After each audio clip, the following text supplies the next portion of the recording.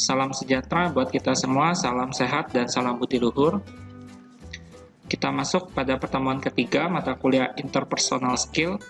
Sebelumnya pada pertemuan kedua kita sudah membahas apa itu interpersonal skill, kemudian klasifikasi soft skill dan hard skill.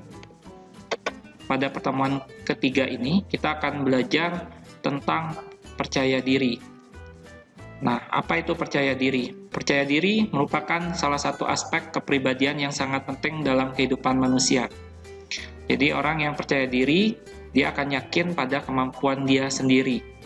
Ya, dia memiliki pengharapan yang realistis, kemudian dia juga mempunyai harapan yang pasti akan terwujud. Nah, jika tidak terwujud, maka dia akan berpikiran positif dan dapat menerimanya. Jadi orang yang mempunyai kepercayaan diri, dia mempunyai harapan, ya. Baik harapannya itu terwujud atau tidak terwujud, dia tetap berpikiran positif dan juga akan menerimanya. Selanjutnya, menurut Tantawi, ya, percaya diri itu adalah kondisi mental atau psikologis diri yang memberi keyakinan kuat pada dirinya untuk berbuat atau melakukan sesuatu tindakan. Selanjutnya,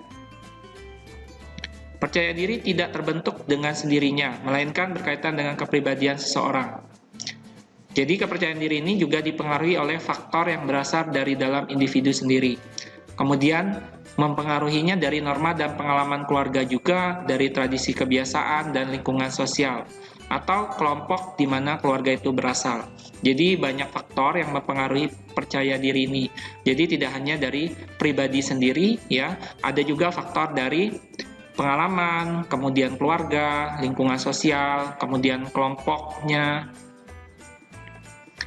Selanjutnya, macam-macam percaya diri.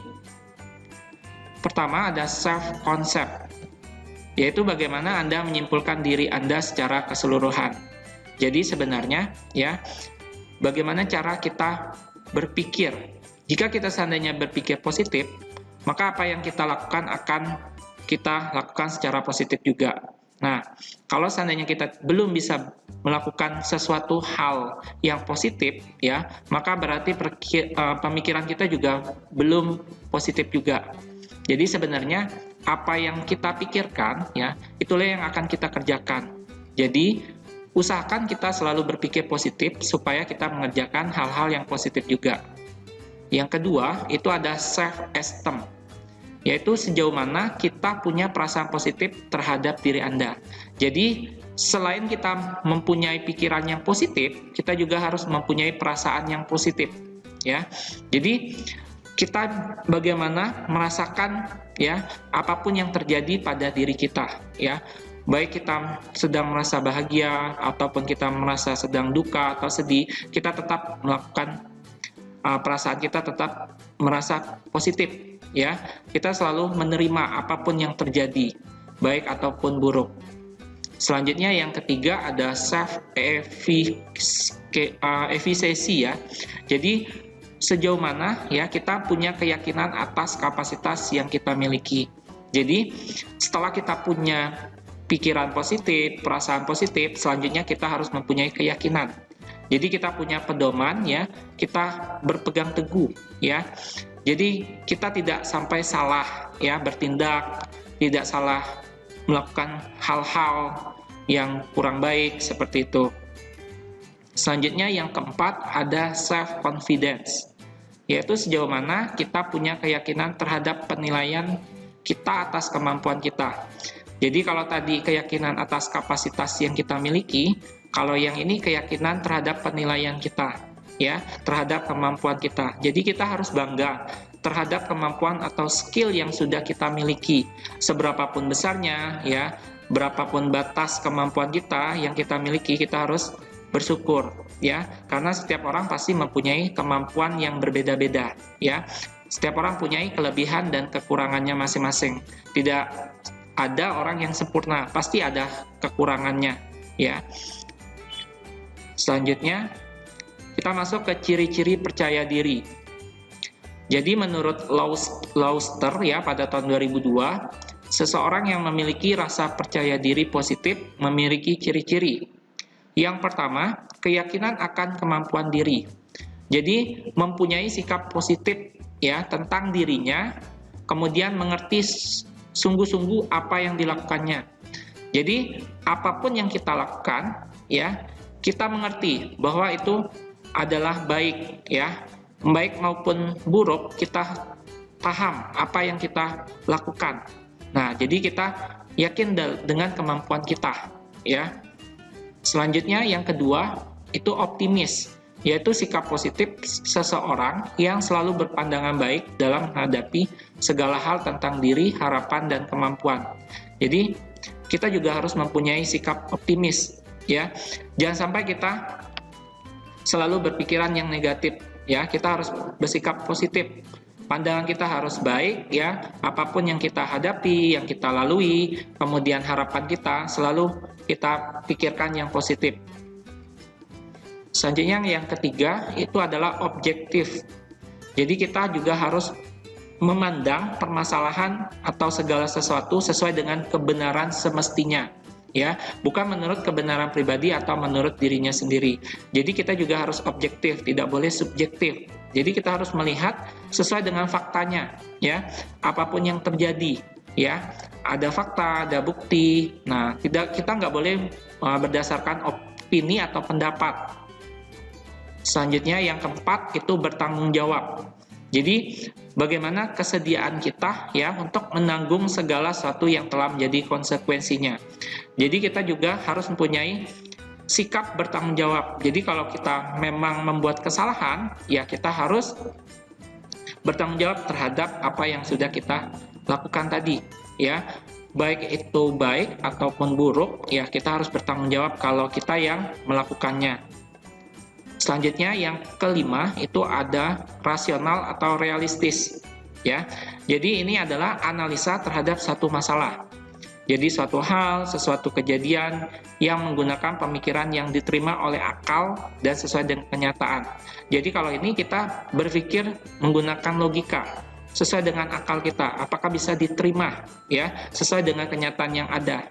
Jadi kita harus benar-benar menggunakan akal kita, logika kita ya untuk menghadapi masalah tersebut ya, kita analisa supaya kita bisa menyelesaikan masalah tersebut. Oke, selanjutnya kita masuk ke aspek-aspek percaya diri. Jadi pada aspek-aspek ini ada 5 ya. Yang pertama keyakinan akan kemampuan diri, kedua optimis, ketiga objektif, keempat bertanggung jawab, kelima rasional. Tadi sudah dijelaskan ya pada slide sebelumnya untuk penjelasan masing-masing aspek percaya diri tadi. Selanjutnya ada karakteristik percaya diri. Karakteristik percaya diri dibagi 2. Yang pertama percaya diri dari lahir. Nah, karakteristiknya apa aja? Yang pertama ada komunikasi. Jadi keterampilan komunikasi ini menjadi dasar ya bagi pembentukan sikap percaya diri. Jadi bagaimana kita menghargai pembicaraan orang lain, kemudian kita berani berbicara di depan umum, kemudian kita bisa berdiskusi dalam suatu kelompok, kita bisa tahu kapan waktunya kita berganti topik dalam pembicaraan, kemudian kita mahir dalam diskusi. Nah, itu adalah bagian keterampilan komunikasi. Baik kita komunikasi secara banyak orang ya ataupun berkelompok. Nah, kita harus mempunyai sikap komunikasi ini. Jadi, sebenarnya percaya diri dan komunikasi itu sangat penting. Kalau kita sudah mempunyai percaya diri, maka kita pasti berkomunikasi dengan baik. Nah, kalau kita tidak mempunyai percaya diri, maka biasanya kita masih canggung, ya, masih ragu-ragu apa yang mau kita komunikasikan. Nah, biasanya kita masih terbata-bata untuk berkomunikasi seperti itu, atau salah dalam pengucapan kata, intonasi, dan sebagainya. Yang kedua, ketegasan. Jadi kita juga harus mempunyai sikap tegas dalam melakukan suatu tindakan yang kita perlukan, supaya kita terbiasa untuk menyampaikan aspirasi dan keinginan untuk membela hak kita. Nah, ini untuk menghindari terbentuknya perilaku agresif dan positif dalam diri. Jadi, ya, kita juga harus mempunyai sikap yang tegas ya terhadap apa yang kita sampaikan, ya, keinginan kita ya untuk membela hak kita. Selanjutnya yang ketiga, penampilan diri. Jadi kita juga harus memperhatikan penampilan diri kita, ya, baik dari gaya pakaian, aksesoris, gaya hidup. Nah, itu untuk supaya kita menyenangkan orang lain, ya, supaya kita dilihat orang, orang juga senang, ya, melihat penampilan kita. Oh, penampilannya rapi, kemudian sopan, ya, untuk komunikasinya. Jadi penampilan juga mempengaruhi, ya, untuk tingkat kepercayaan diri kita. Kalau penampilan diri kita kurang baik, maka kita merasa kurang percaya diri, maka komunikasi kita juga menjadi kurang, ya. Dalam artian komunikasi yang kurang, ya, masih belum percaya diri dalam berkomunikasi, dalam berbicara, dalam mengeluarkan pendapat. Selanjutnya yang keempat itu adalah pengendalian perasaan. Jadi kita juga harus bisa mengendalikan perasaan kita, ya. Bagaimana mengelola perasaan kita dengan baik akan membentuk suatu kekuatan besar, ya, pasti menguntungkan individu tersebut. Jadi kita juga harus bisa mengendalikan perasaan kita, ya. Kalau kita lagi punya masalah, kemudian suasana hati kita lagi sedang sedih, nah, kita harus bisa mengendalikan perasaannya, ya. Jadi, biarpun kita mempunyai masalah, ya, tapi kita tidak membawanya dalam suatu komunikasi, ya. Jadi, kalau kita melakukan komunikasi, kalau kita lagi mempunyai perasaan yang buruk, kita tidak boleh sampai terbawa perasaan, ya. Kita tetap harus fokus pada apa yang kita komunikasikan atau yang kita sampaikan, seperti itu.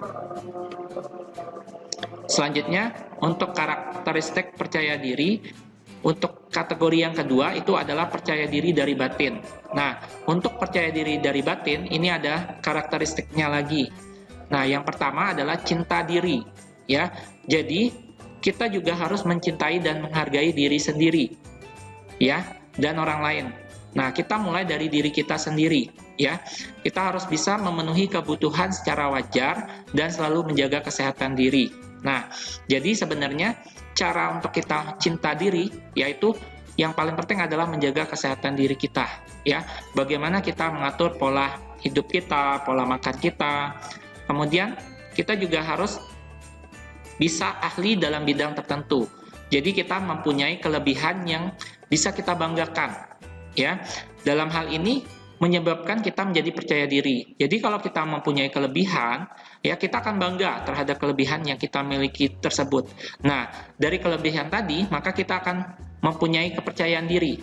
Nah, karena kan setiap orang pasti mempunyai kelebihan yang berbeda-beda, ya. Antara satu individu dengan individu yang lain pasti mempunyai kelebihan yang berbeda-beda.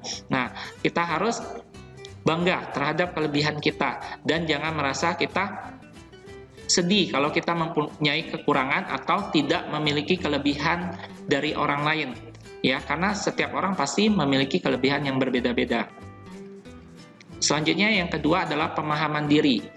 Jadi bagaimana, ya, kita harus percaya diri secara batin, ya, sangat sadar diri. Jadi kita juga harus sadar diri. Nah, kita harus selalu introspeksi diri, ya, terhadap setiap tindakan yang kita lakukan, ya. Dan tindakan yang kita lakukan itu tidak merugikan orang lain, ya. Jadi kita juga harus introspeksi diri, ya. Apakah tindakan yang kita lakukan itu bisa merugikan orang lain? Kalau seandainya bisa merugikan orang lain, maka jangan kita lakukan, ya, atau kita kerjakan. Nah, lakukanlah tindakan, ya, atau suatu hal-hal yang sangat menguntungkan orang lain kalau bisa. Kalau tidak menguntungkan orang lain, ya menguntungkan diri sendiri, ya. Jangan sampai kita merugikan diri sendiri ataupun, ya, merugikan orang lain. Selanjutnya yang ketiga, tujuan yang positif. Jadi orang yang percaya diri selalu tahu tujuan hidupnya, ya. Ini supaya punya alasan dan pemikiran yang jelas terhadap tindakan yang mereka lakukan serta hasil apa yang bisa mereka dapatkan. Jadi kita juga harus mempunyai tujuan hidup, ya. Tujuan kita ke depan mau ngapain? Contohnya kalau kita masih mahasiswa, tujuan kita ya kuliah, kemudian lulus tepat waktu. Setelah lulus kuliah mau mencari pekerjaan. Nah, pada saat bekerja kita mau mengumpulkan uang tabungan. Kemudian setelah banyak uang tabungan, kita mau mencari pasangan, kemudian berkeluarga, seperti itu. ya. Jadi semuanya sudah ada tujuannya. Nah, kita punya planning ke depan kita mau ngapain. Nah, semuanya kita buat ya sesuai dengan planning kita ke depan untuk masa depan kita. Kemudian apa hasil yang kita dapatkan dari planning yang sudah kita kerjakan ya. Selanjutnya ada pemikiran yang positif. Nah, hampir sama dengan penjelasan sebelumnya ya. Jadi kita percaya diri ya. Kita juga harus bisa mempunyai teman yang menyenangkan. Jadi orang juga bisa melihat kita ya. Kemudian salah satu penyebabnya karena mereka terbiasa melihat kehidupan dari sisi yang cerah dan mereka mengharap serta mencari pengalaman dan hasil yang bagus. Nah, jadi kita juga harus bisa mencari teman-teman yang menyenangkan ya, yang tidak merugikan kita. Teman-teman yang juga sama mempunyai pikiran yang positif ya. Kalau seandainya kita memiliki teman yang pikirannya negatif, maka kita juga akan ikut berpikir negatif.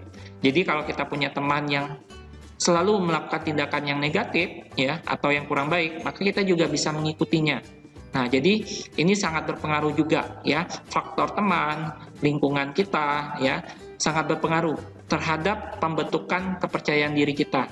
Jadi kita harus carilah teman-teman yang selalu berpikir positif ya, kemudian menyenangkan. Nah, tidak merugikan kita, selalu membantu kita. Nah, selalu ada juga pada saat kita sulit. Nah, seperti itu. Kita juga sama. Kita juga harus bersimpati dan empati kepada teman kita. Jika teman kita juga lagi mempunyai masalah seperti itu. Baiklah, sekian ya untuk materi pertemuan ketiga kali ini. Semoga bermanfaat untuk semuanya. Sampai ketemu pada pertemuan berikutnya. Jangan lupa subscribe, like, share, dan komen video ini. Terima kasih atas perhatiannya. Saya akhiri. Salam sejahtera, salam sehat, dan salam budi luhur.